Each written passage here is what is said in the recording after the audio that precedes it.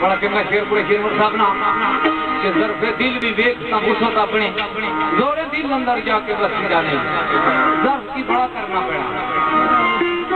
ज़र्फ़ की बड़ा करना पड़ा मेरे दोस्तों जिन्होंने लोगों ने बड़े ज़र्फ़ होए उन्होंने क्या भाई मेरे वजूद के कुछ भी नहीं जितने चाहिए हैं सामान बिके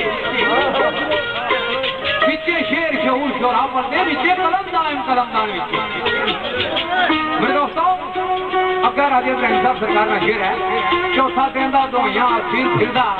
ने और नाल कमीनियां लाई डाले तो मेरे दोस्तों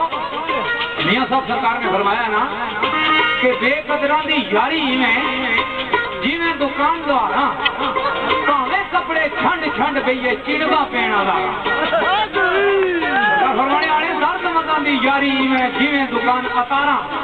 भावे सौदा लइए ना लइए उन्हें आन आधारा कदा इतर फरोश जिहड़ा है उसमें दुकान ने को नंगी दिसो तो हजारा हानियां खुशबोई तो गया लेकिन कदा लुहारे दुकान को नंगोड़ा पट्टी जोतियां चिंगो पेड़ियां कपड़े खड़ी जाए तो मेरे दोस्तों राजा इब्राहिम साहब सरकार तस्वीर आने के जेडे असल लोग होने वो अपने वादे की कदा भी नहीं पूछने भावे मर जाए क्योंकि कदा वो अपने वादे से फ्री छोड़ना था उन्होंने आन की लादी रखी राजा इब्राहिम साहब ये गल हो उन्होंने एक बंदे गल्लां थोड़ियां जी कीतियां तो राजा इब्राहिम ने आखना मैं खानदानी बंदा राजा और आखने खानदानी वो होना जिसकी लोग आखना अपने आखने तो बंदा खानदानी नहीं ना होना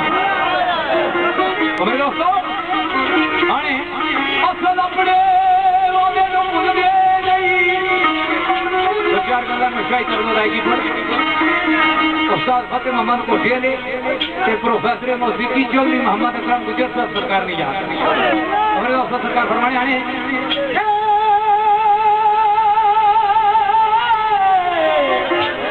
असल अपने